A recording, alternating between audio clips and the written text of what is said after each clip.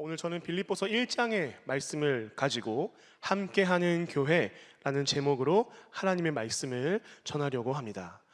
오늘 설교를 좀 더 쉽고 잘 이해하기 위해서 빌립보서의 특징을 몇 가지 알아야 합니다.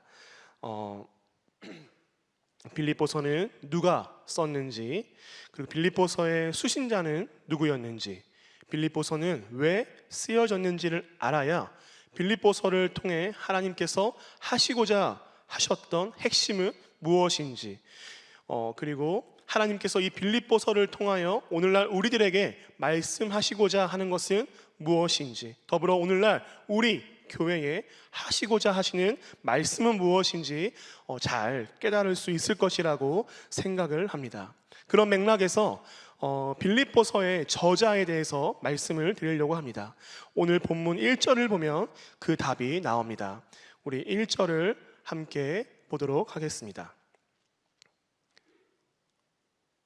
우리 1절을 다 함께 읽겠습니다. 그리스도 예수의 종 바울과 디모데는 그리스도 예수 안에서 빌립보에 사는 모든 성도와 또한 감독들과 집사들에게 편지하노니. 아멘. 빌립보서의 저자는 바로 사도 바울이지요. 물론 여기서 바울의 영적인 아들이고 바울의 동역자, 바울의 신복이었던 디모데의 이름이 등장하지만, 여기서 말하는 디모데의 이름은 이 빌립보서를 디모데와 함께 썼다, 혹은 이 편지를 쓸 때 내 옆에 디모데가 있었다 라는 뜻이 아니라, 내가 빌립보 교회를 개척할 때 디모데가 함께 있지 않았느냐, 빌립보 교회를 개척하고 양육할 때에 나 혼자 모든 것을 감당한 것이 아니라 디모데와 함께 동역하지 않았느냐.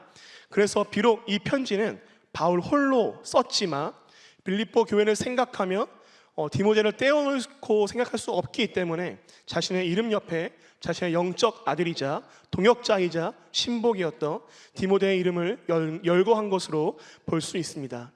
그러므로 우리는 이 빌립보서의 저자가 사도 바울이었다라고 생각하시면 될 것 같습니다.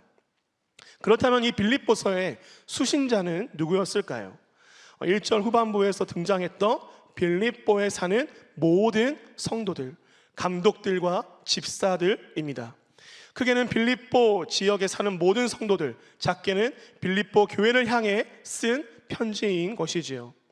그렇다면 마지막으로 바울이 빌립보서를 썼던 이유는 무엇일까요? 특별히 빌립보서는 빌레몬서, 에베소서, 골로새서와 함께 옥중서신으로 분류가 됩니다. 옥중서신이라고 하는 것은 바울이 로마로 끌려가면서 자신이 개척했고 사랑했던 교회들에게 긴히 편지를 썼던 것을 말합니다.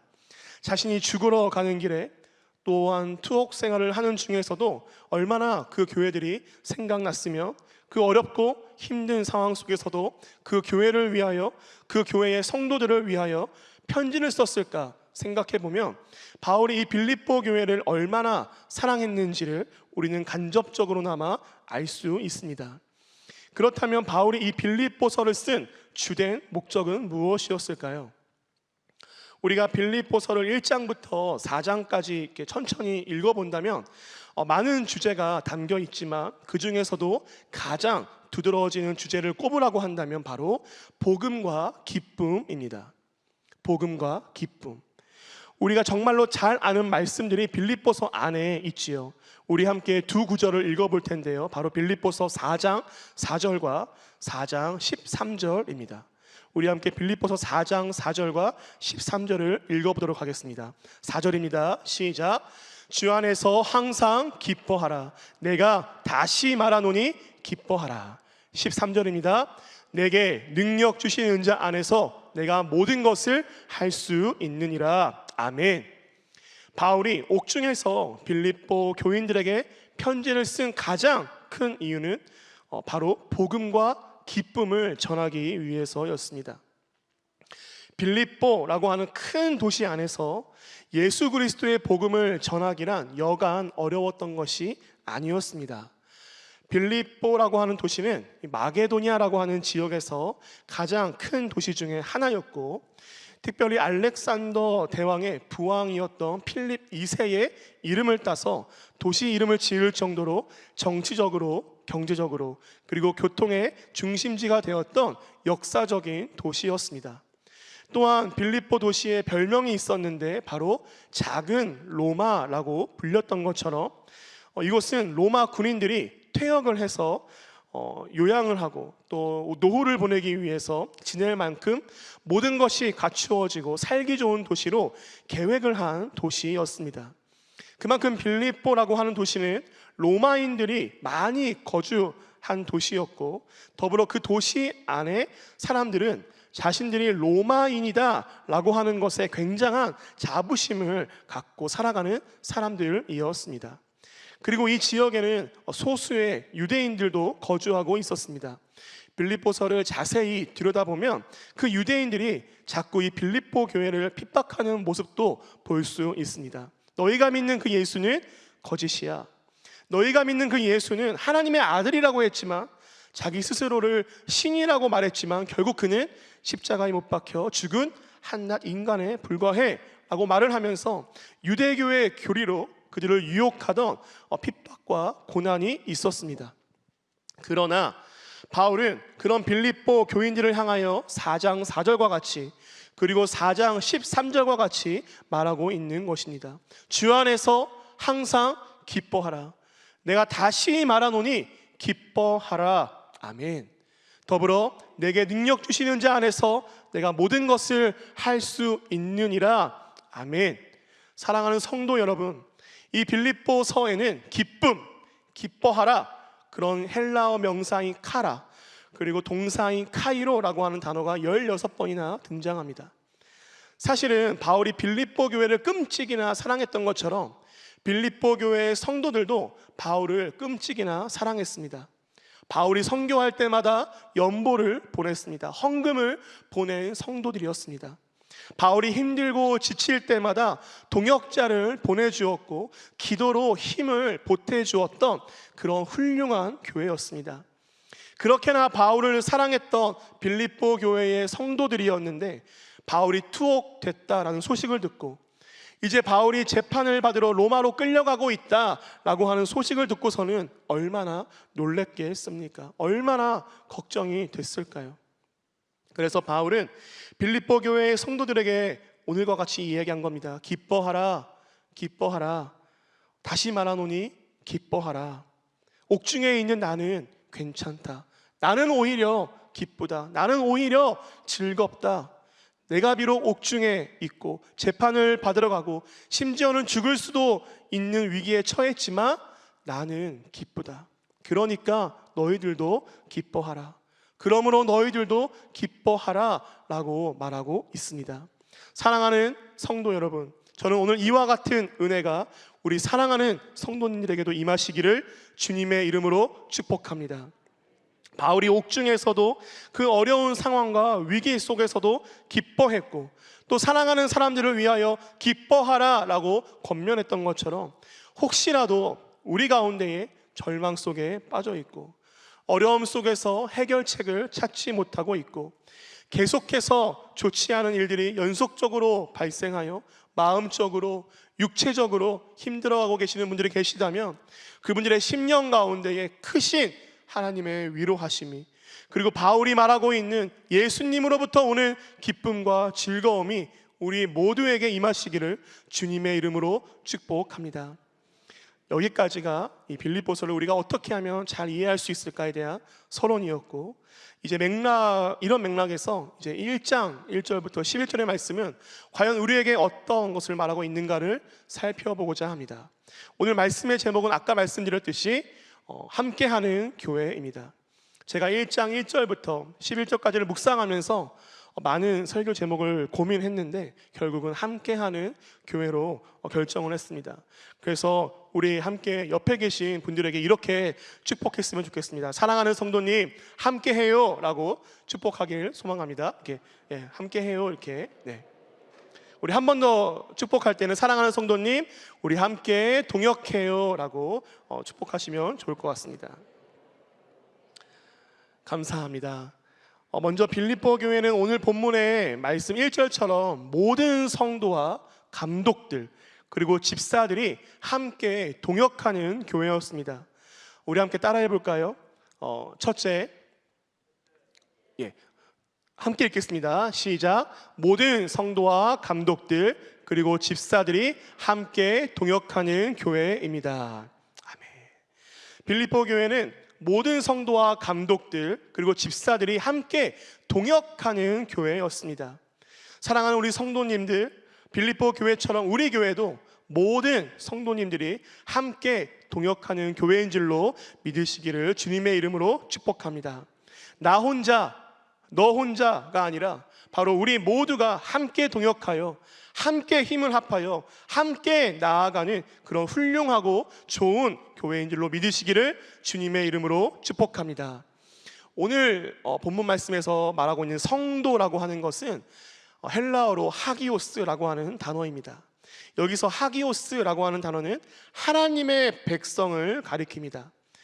그리고 하나님의 백성이란 출애굽했을 당시에 애굽의 노예였던 이스라엘 백성을 하나님의 능력으로 그들을 구원시키셨고 유월절 어린 양의 피로 그들을 구분하셨으며 결국 출애굽으로 인하여서 새로운 삶을 살아내고 새 이스라엘, 새 생명을 얻은 그때에 그 사건을 상기시키면서 하나님의 백성이 된 그 사건을 가리키고 있는 것입니다.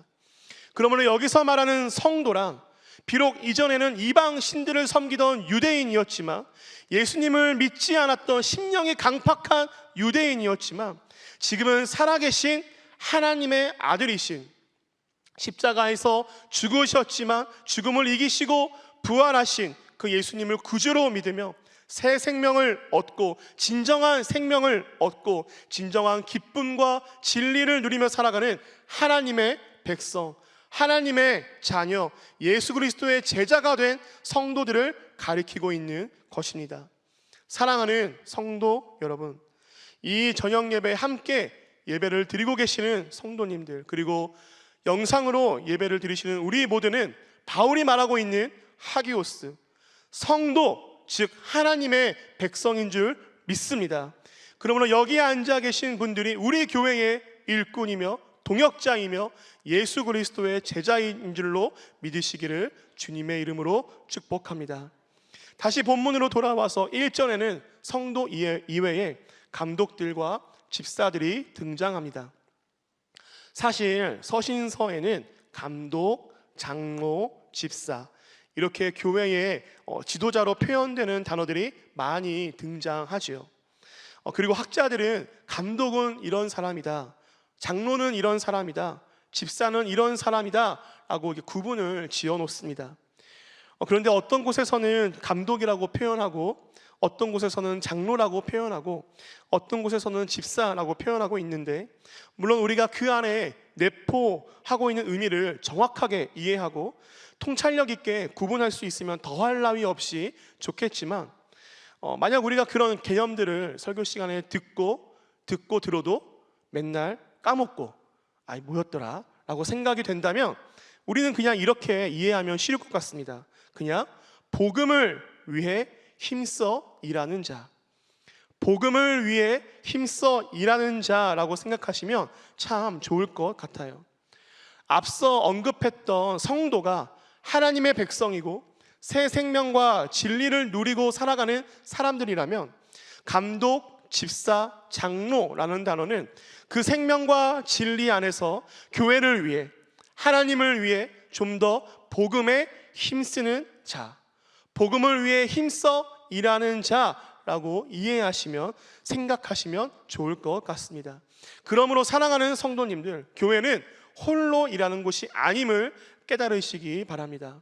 교회는 혼자 열심히 지칠 때까지 외롭고 고독하게 일하는 곳이 아님을 깨달으시기를 바랍니다. 교회는 공동체입니다. 교회는 동역하는 곳입니다. 하나님의 일을 함께 하는 곳이 바로 교회입니다. 성도님들과 목사님들이, 성도님들과 집사님들, 성도님들과 전도사님들, 성도님들과 장로님들이 모두가 함께 동역하는 곳임을 깨달으시기 바랍니다. 혹여라도 교회 일에 지치고 교회 일이 힘들고 모든 것을 내려놓고 싶다라고 생각하고 있는 분들이 계시다면 다시 힘을 내어 내 옆에 있는 성도님들을 바라보시고, 나를 위해 기도하고 계시는 구역장님들을 바라보시고, 나를 위해 항상 애쓰시는 전도사님, 목사님들을 바라보시며 함께 다시 힘을 내어 복음을 전하는 것에 힘쓰시는 성도님들이 되시기를 주님의 이름으로 축복합니다.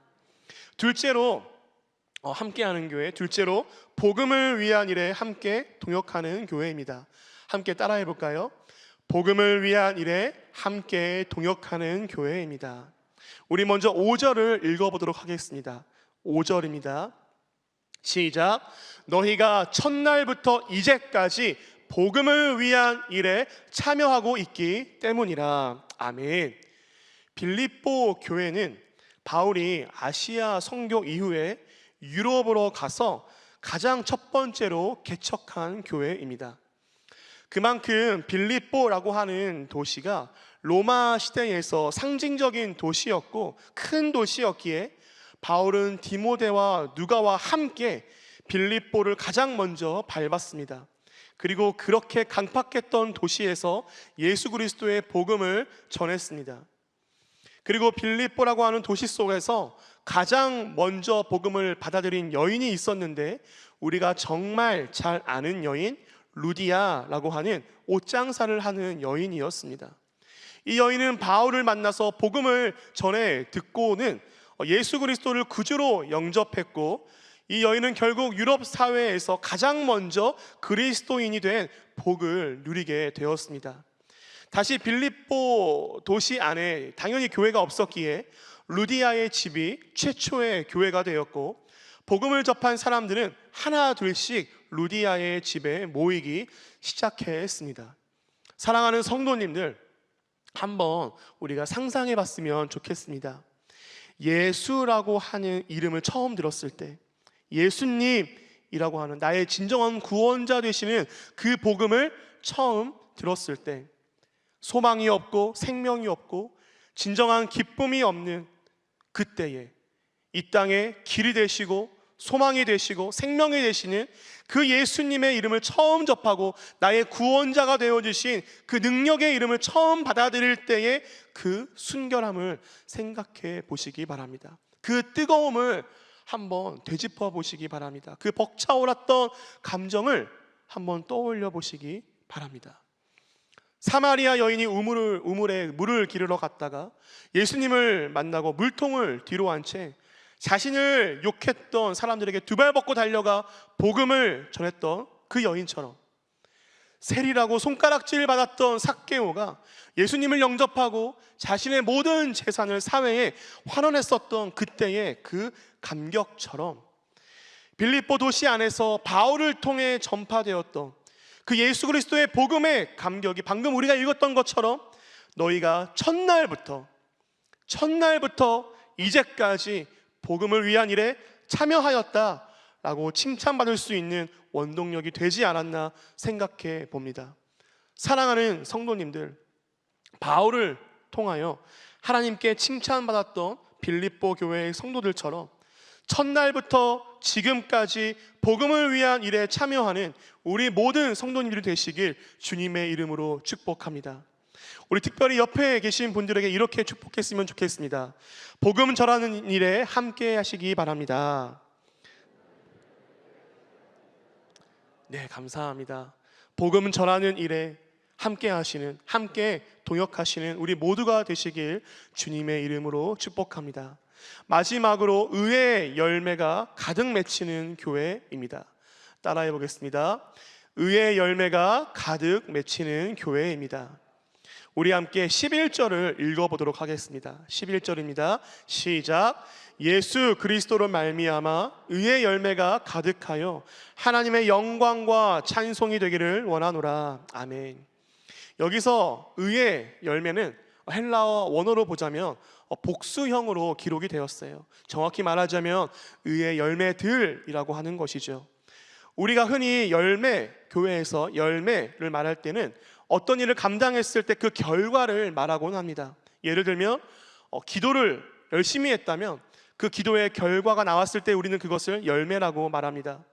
또 전도를 했을 때에 그 전도의 결과가 나오면 우리는 그것을 열매라고 말합니다.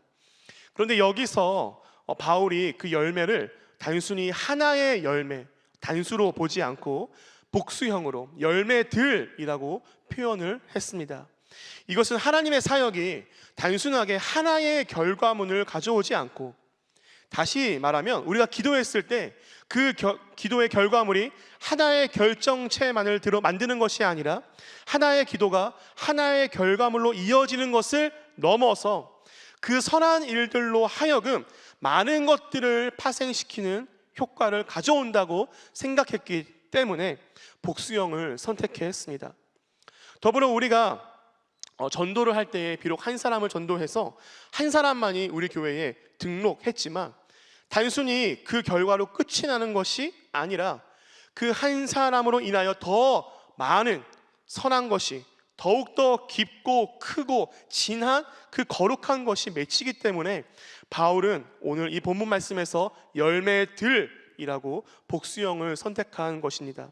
그러므로 사랑하는 성도님들, 우리의 기도가, 우리의 전도가, 그리고 우리의 섬김과 헌신이 그렇게 단순한 사역이 아님을 명심하시기 바랍니다. 비록 우리가 하는 사역이 사소한 기도라고 할지라도, 우리의 전도가 작은 씨앗을 심는 것이라고 할지라도, 우리의 섬김과 헌신이 아무도 알아주지 않고 아무도 보지 않는 하나님의 일이라고 할지라도 그 모든 것은 단순히 1대1의 결과, 2대2의 결과가 아니라 하나의 일, 하나의 씨앗으로 10배, 30배, 100배의 열매를 맺는 큰 사역이며 훌륭한 사역이 된다는 믿음과 확신을 가지시기를 주님의 이름으로 축복합니다. 그러므로 우리는 하나님의 일에, 교회 일에 힘쓰는 것에 자부심을 가져야 합니다.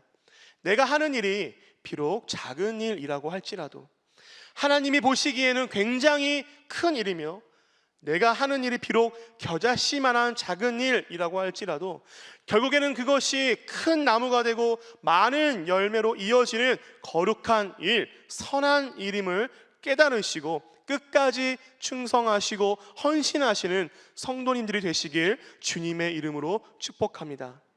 더불어 11절에 등장하는 가득하여라고 하는 단어가 나오는데, 이 단어는 사실 수동태로 쓰여졌습니다. 다시 말하면 가득하게 되어지다, 넘치게 되어지다, 넘쳐서 흐르게 되어지다 라고 하는 말입니다. 그렇다면 누가 능동적으로 만드신다는 겁니까? 누가 능동적으로 가득하게 하시고 누가 능동적으로 넘치게 한다라고 하는 겁니까? 맞습니다. 바로 우리의 전지하시고 전능하신 여호와 하나님께서 그렇게 가득하게 하시고 넘치게 하신다라고 하는 뜻입니다. 할렐루야. 사랑하는 성도 여러분, 우리는 하나님께서 사용하시는 농부와 같습니다. 하나님께서 사용하시는 일꾼과 같아요. 매년 때가 되면 밭을 갈고 씨앗을 뿌리고 거름을 주는 농부와 일꾼과 같습니다. 그러나 그 밭에서 새싹이 나고 줄기가 자라고 잎사귀가 피고 열매를 맺게 하는 것은 오직 하나님이심을 깨달으시기 바랍니다. 우리가 심었을 때 열매가 맺히지 않을 수도 있습니다. 올해는 흉년일 수도 있습니다. 올해는 풍년일 수도 있습니다. 그러나 그것을 정하는 것은 우리가 하는 일이 아니라는 것이지요. 오직 하나님이 하시는 겁니다. 우리는 그저 우리가 있는 그 자리에서 최선을 다하며 성실하게 살아내면 되는 것입니다.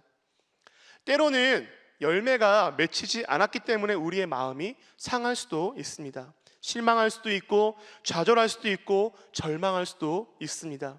그런데 사실 그런 실망과 절망, 좌절의 마음이 드는 것은 그 밭의 주인이 나일 때, 그 밭의 주인이 우리일 때 그런 마음이 드는 겁니다. 예를 들어서 이 밭의 주인이 저예요. 그러면 그 밭을 최선을 다해서 일구고 농사일을 했을 텐데 한 해에 수확이 없다면 적자라면, 흉년이 들었다면 얼마나 마음이 아프겠습니까?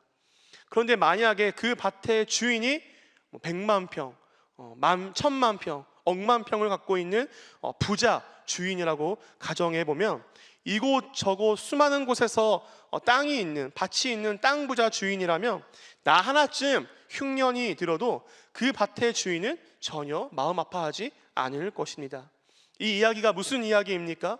우리가 열심히 밭을 갈고 밭을 일구어서 보고 싶어하는 열매의 주인이 하나님이냐 나이냐 라고 하는 것입니다.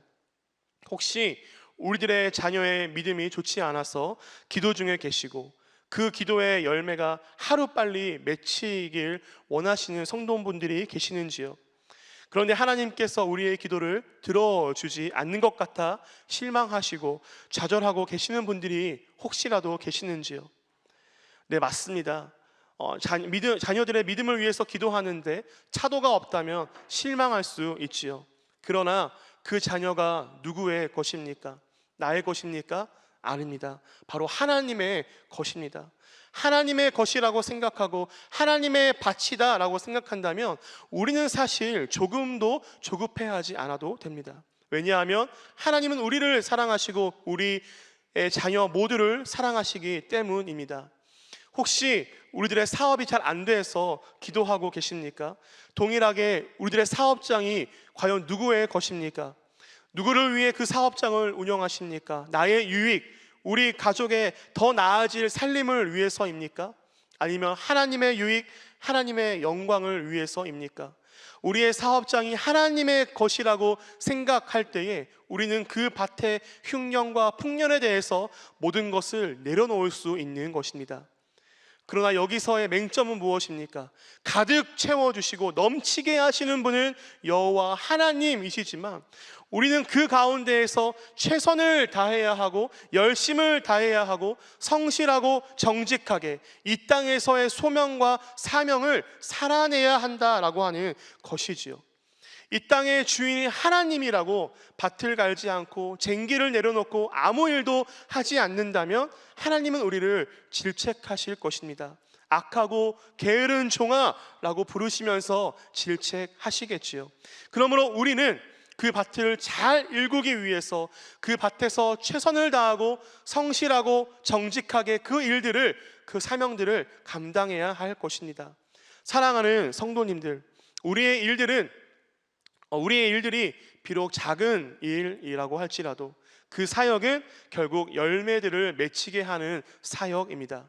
그리고 그 열매는 내가 노력한다고 맺히는 것이 아니라 하나님께서 맺히시게 하시고 넘치게 해줄 것입니다. 우리 그러한 믿음을 가지시고 함께 교회 일을 충성하시는 모두가 되시기를 주님의 이름으로 축복합니다. 말씀을 맺습니다. 사랑하는 성도님들, 오늘 우리는 빌립보서 1장의 말씀을 통하여 함께하는 교회라는 제목으로 하나님의 말씀을 들었습니다. 바울이 사랑했던 빌립보 교회, 그리고 바울을 사랑했던 빌립보 교회, 그들은 모두가 함께 일했던, 모두가 함께 동역했던 교회였습니다. 그리고 그들은 복음을 위한 일에 감격하여 예수님을 영접한 첫날부터 지금까지 복음을 전하는 일에 힘써 일했던 자들이었습니다. 마지막으로 그들은 열매들을 맺는, 그래서 하나님께 영광을 돌리는 그런 교회였습니다. 사랑하는 성도님들, 제가 오늘 저녁 예배 설교가 두 번째입니다.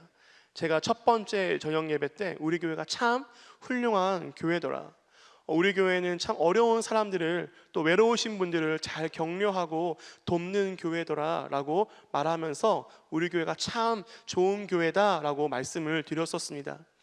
근데 제가 저번 주에 아파트 전도를 위해서 전도대 모임에 참석했었는데 그 모임을 보고 나서 다시 한번 우리 교회가 정말 훌륭한 교회구나, 우리 교회가 참 대단한 교회구나, 아직까지도 이 시대에 이렇게 복음의 열정에 있는 교회가 있구나라는 생각을 하게 되었습니다.